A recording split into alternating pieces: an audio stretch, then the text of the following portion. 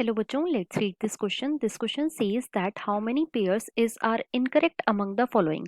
तो बेसिकली इस क्वेश्चन में हमें चार स्टेटमेंट गिवन है और हमें बताना है कि इन चारों स्टेटमेंट में से ऐसी कौन सी स्टेटमेंट है जो कि इनकरेक्ट है। अब अगर इस क्वेश्चन की मैं की कॉन्सेप्ट की बात करूं तो इस क्वेश्चन का जो की कॉन्सेप्ट है वो है बच्चों ecosystem. Let me write it over here, it is eco system. अब सबसे पहले तो देखो इकोसिस्टम क्या होता है। इकोसिस्टम जो है ये बच्चों एक फंक्शनल इंटरैक्शन है। ये क्या है? ये एक फंक्शनल इंटरैक्शन है और ये फंक्शनल इंटरैक्शन किस किस चीज के बीच में होता है? तो ये फंक्शनल इंटरैक्शन जो है ये होता है बच्चों between biotic and abiotic components. So ecosystem is the functional interaction between biotic and abiotic component and abiotic component. अब हम एक एक करके अपनी सारी स्टेटमेंट्स को चेक करेंगे। तो स्टेटमेंट ए में हमें क्या गिवन है? स्टेटमेंट ए में हमें गिवन है द ग्रेजिंग फूड चेन और उसके आगे हमें गिवन है restricted number of trophic level. तो बच्चों ये स्टेटमेंट जो है ये बिल्कुल हमारी करेक्ट है। क्यों? क्योंकि जो ग्रेजिंग फूड चेन होती है जिसकी शॉर्ट फॉर्म है GFC, इसका जो प्राइमरी सोर्स होता है किसका? एनर्जी का, वो क्या होता है? वो होता है बच्चों सन। और जो ग्रेजिंग फूड चेन है ये स्टार्ट होती है with green plants. With green plants मतलब कि ग्रीन प्लांट्स जो है ये प्रोड्यूसर्स होते हैं फॉर ग्रेजिंग फूड चेन। और ये जो ग्रीन प्लांट्स होते हैं ये क्या करते हैं? ये करते हैं बच्चों फोटोसिंथेसिस। ये क्या करते हैं? ये करते हैं फोटोसिंथेसिस। अब अगर एक एग्जाम्पल लूं मैं ग्रेजिंग फूड चेन का, और एग्जाम्पल में भी मेनली मैं एक्वाटिक एग्जाम्पल लूं, तो एक्वाटिक जो एग्जाम्पल है ग्रेजिंग फूड चेन का उसके अंदर क्या होगा? सबसे पहले होंगे फाइटोप्लैंक्टन। फाइटोप्लैंक्टन जो होते हैं ये फोटोसिंथेटिक होते हैं नेचर में।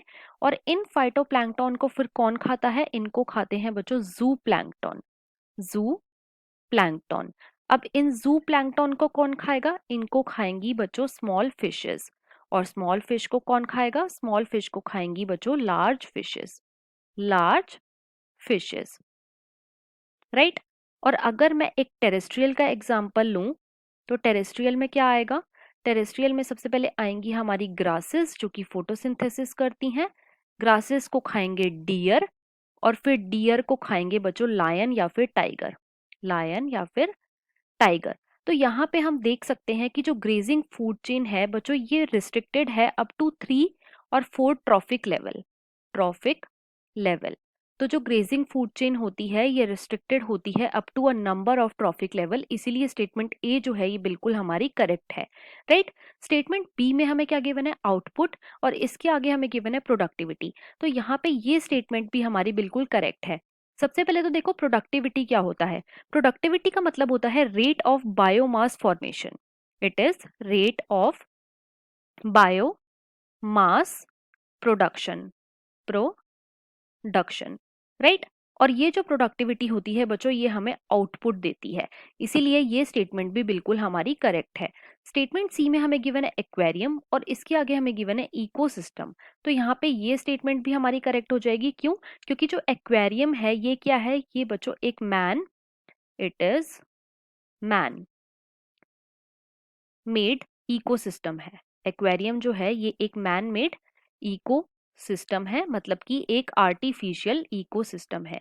तो ये स्टेटमेंट भी करेक्ट है। स्टेटमेंट डी में हमें गिवन है सेकेंडरी प्रोडक्टिविटी और इसके आगे हमें गिवन है gross primary productivity minus respiration. तो बच्चों यहाँ पे ये स्टेटमेंट हमारी इनकरेक्ट है। क्यों? क्योंकि gross primary productivity minus respiration क्या होता है? वो होता है बच्चों net primary productivity. It is net primary productivity. लेकिन स्टेटमेंट में हमें क्या गिवन है? स्टेटमेंट में हमें गिवन है सेकेंडरी प्रोडक्टिविटी, तो ये इनकरेक्ट हो जाएगा। अब सेकेंडरी प्रोडक्टिविटी क्या होती है? सेकेंडरी प्रोडक्टिविटी होती है बच्चों rate of formation of new organic matter by consumer. तो यहाँ पे ये स्टेटमेंट हमारी इनकरेक्ट है और क्वेश्चन में हमसे यही पूछा गया था, तो इसके अकॉर्डिंग जो हमारा मोस्ट अप्रोप्रिएट ऑप्शन है वो है option number 1, that is only one statement is incorrect. So the final answer is option 1। I hope you understood it well. Best of luck.